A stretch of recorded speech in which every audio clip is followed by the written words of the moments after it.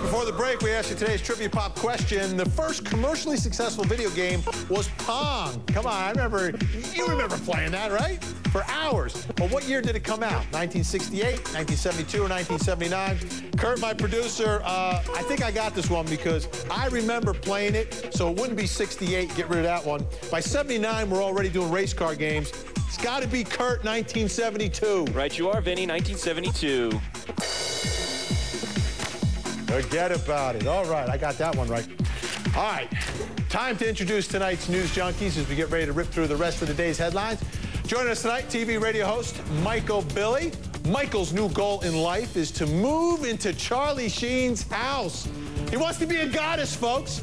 Also with me, Teen Talk radio host Chelsea Cross. Chelsea's the author of 19, a reflection on my teenage experience in an extraordinary life. You've already written your book, and I haven't written mine yet, Chelsea. And our special guest tonight, Jane Velez-Mitchell, host of Issues with Jane Velez-Mitchell, following Prime News at the top of the hour. And Jane has a great weekend planned.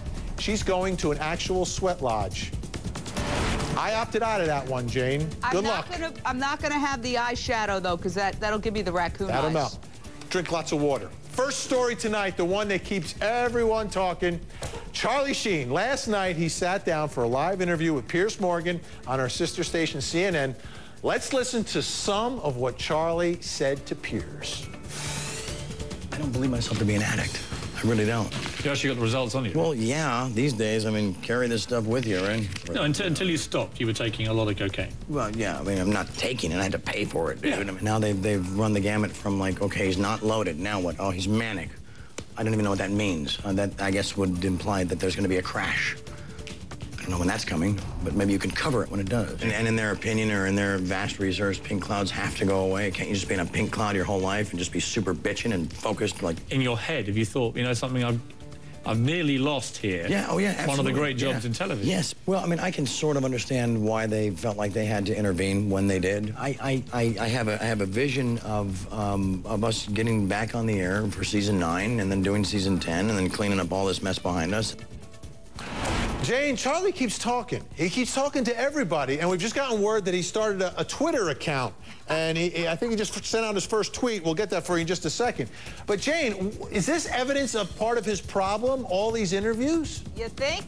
Yeah. He's saying he doesn't believe in addiction. That's an addict who hasn't hit bottom.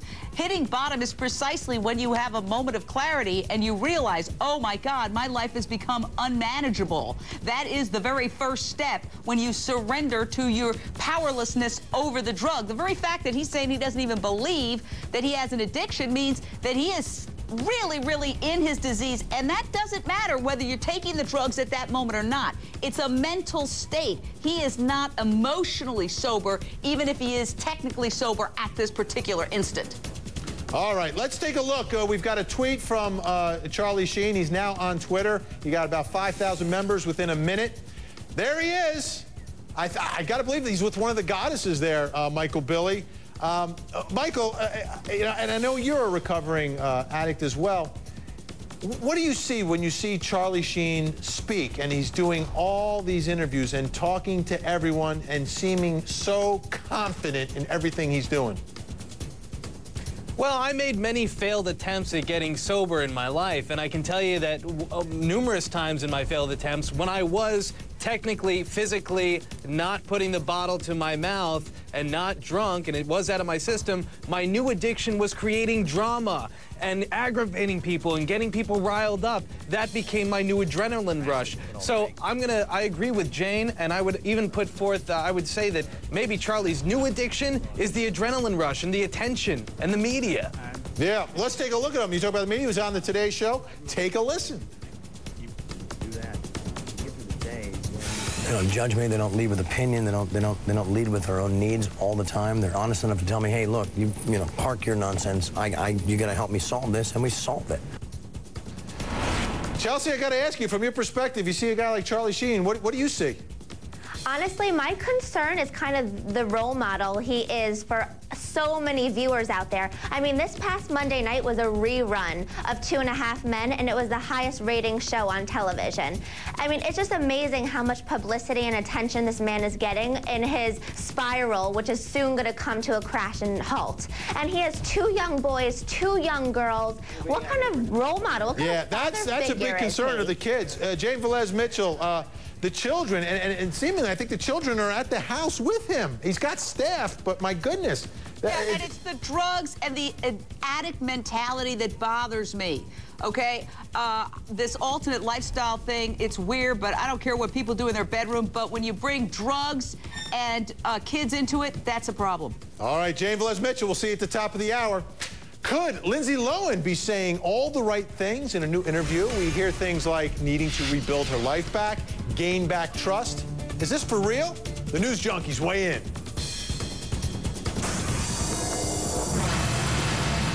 You know, there's one story that really bothered me today. Did you hear about it? Where was it? I think it was, may have been in Pennsylvania somewhere. And a battle of pizza shop owners. Did you hear about this? So I guess the real rivalry, I don't know if one guy's thin crust, one guy's thick crust. I don't know what the deal is. But one of the alleged pizzeria guys goes to the rival pizzeria and he has a bag of mice. Oh, gross. And somehow we got up like on the toilet and lifts up the tiles in the ceiling and he's putting the mice in there. But the guy gets caught. But I just hope my pizzeria is not in some rivalry. So I guess we got to choose pizzerias that aren't close to other pizzerias because these people are capable of anything. Don't mess with the pizza makers. Yeah, and order a plain thing. Don't order the sausage. Welcome back to Prime News. The News Junkies still with us, and another troubled celebrity speaking out. This time, Lindsay Lohan on Extra. I feel great. I feel happy. There's always, things, bumps that we have in the road, and as long as I'm focusing on the one thing that I know I need to put first in my life, which is, my recovery and stuff, and I'm doing good, and that's most important for me. Lohan sat down for an interview and said that she has to build her life back and get people to trust her before she can get a new movie role. Chelsea, what do you think? Do you think Lindsay's finally on the right track here? Is it possible? Well, I mean, I feel like we've given her a lot of chances already, so what's one more? It's amazing to hear her say that she needs to get her life back on track and that recovery is her #1 priority, because I don't think she's ever really said that before. So I'm rooting for her. She is the triple threat, and the girl's had a lot of chances. She really has. Michael Billy, does she sound like someone who's on the right road, finally? Well, you know what? I mean, she was Britney Spears. She was out of therapy, and then she was seen at a nightclub at 2:30 in the morning with Sam Ronson. So who knows what this girl's up to? I really think nothing good happens after 1 o'clock in the morning, Michael Billy, right? I swear, you know what? That's very true. Forget Britney Spears. I am telling you, Lilo is the biggest comeback of the century. I am so excited. There will be a party at my house. I believe in this girl. I want her back. Please come back. All right, what about this? An English teacher is fired over a bumper sticker on her car. I just like the ability to take a controversial topic and sum it up in one clever line, one metaphor or hyperbole. I'm an English teacher. That's what I do. All right, Tara Osborne says the sticker is about kids being over-medicated. Michael Billy, you saw the bumper sticker. Have you drugged your kid today? She should be fired for this? I don't think so, Vin. This is a tough one. I mean, I'm all about free speech, but she did accept the job. I mean, she loves kids. I get that. She has a matter of her own opinion. And what are the parents doing checking out her car anyway? I don't know. I think she definitely needs to keep her job, get her job back. A lot of these districts just act off the flying off the handle just to try to protect the parent, not thinking about the kid and the teacher's rights themselves. Chelsea, what do you think? Do you think this teacher was a problem with a bumper sticker like that? I completely agree. I mean, it's amazing to me that this is what they're concerned about, a bumper sticker. I mean, I feel like within this school, especially a public school, there has to be a lot more going on than the teacher's bumper sticker. What happened to the First Amendment? Freedom of speech. I mean, there she is, throwing the Constitution around again. Chelsea Cross, Michael Billy. She's not bringing it into the classroom. Thank you both so much. Great to have you on. Thank you. All right.